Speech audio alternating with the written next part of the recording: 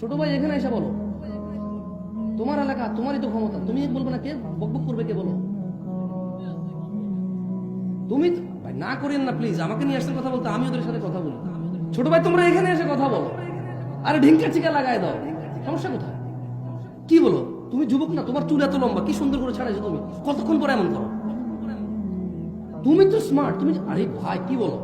এদেশের মেয়েরা তোমার জানে না, দেখে না, 100-200 মেয়ে তোমার জন্য মানে হাত টাত কাইটা পাগল হয়ে মরে যেত। তুমি এত সুন্দর, তুমি জানো তুমি কত জ্ঞানী বুদ্ধিমান, তোমার কত পয়সাওয়ালা, তুমি কি ট্যালেন্ট, তুমি কি ক্লেভার, তুমি কি বিচক্ষণ, এদেশের মেয়েরা জানেই না, থাকলে তোমার জন্য সিরিয়াল ধরে দাঁড়িয়ে থাকতো। তুমি তো সুদর্শন মানুষ, তুমি কথা বলবো না, কে বলবে বলো? হ্যাঁ, ফেরেশতা তোমাকে ভয় পেয়ে চলে যাবে, জানো?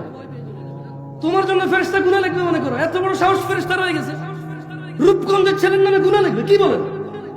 ফেরেশতার এত বড় ক্ষমতা? হ্যাঁ, এই ফেরেশতার নাম কি?